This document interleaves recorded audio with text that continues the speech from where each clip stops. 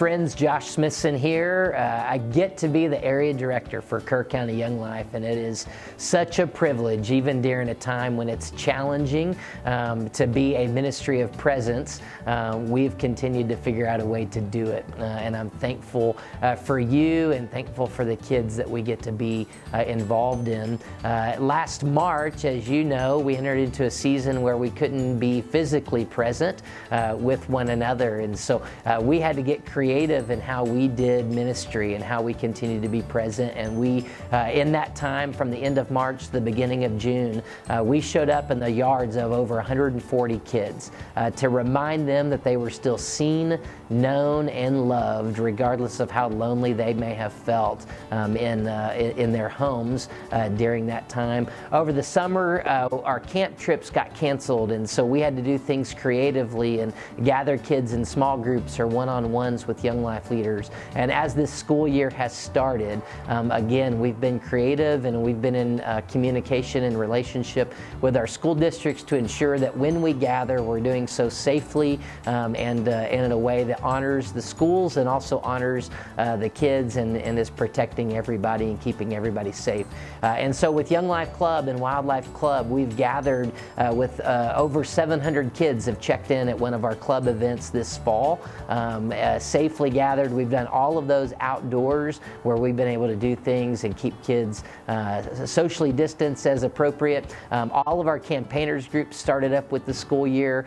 We've got 16 groups currently that meet on almost a weekly basis, seeing 120 to 130 kids involved in a small group Bible study with a Young Life leader this year, and it's been incredible. And so to say that ministry of presence or our ministry has slowed down or been canceled would be an understatement, because we are growing and continuing to meet kids where they're at.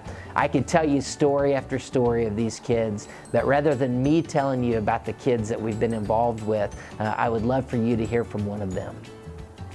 Hi, my name is Madeline Barton, and I'm a homeschooled senior.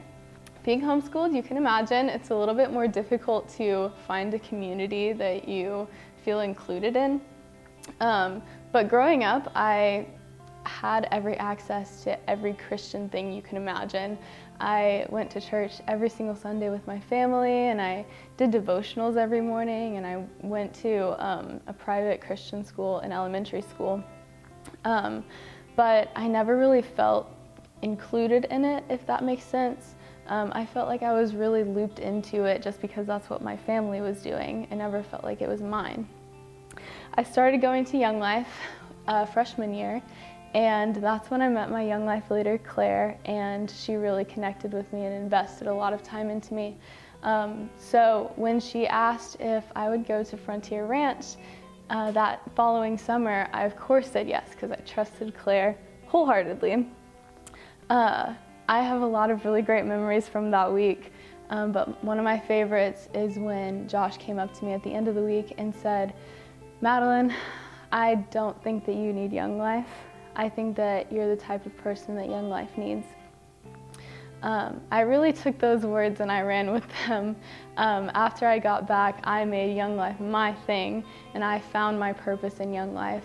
Whether it was becoming a wildlife leader, cleaning the Young Life house a million times, or doing music for Young Life Club, it was mine, and I found my purpose there. Young Life is for kids who don't know Jesus, and it's for introducing them to Him in a real and fun way that is really accessible to them. But what people don't really realize a lot of the times is that Young Life is also for kids like me who have had every access to God, but have never really developed a real and full relationship with Him. And Young Life was that for me. So Josh, I'll have to disagree with you whenever you say that Young Life was not for me, because it really was. Friends, thanks for taking a few minutes to hear Madeline's story and the journey that we've gotten to be on with her, especially her young life leader, Claire.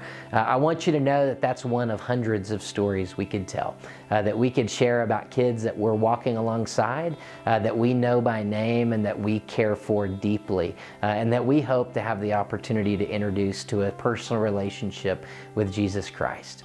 She ended her story disagreeing with me and said that she absolutely needed Young Life. And friends, I want you to know that tonight, Young Life needs you. Since the beginning of this pandemic, we've had to cancel all of our fundraisers. Our golf tournament last May and our annual Hats and Boots Roundup that's typically in November. As you can imagine, even though ministry is thriving and growing across Kerr County Young Life, giving has been down.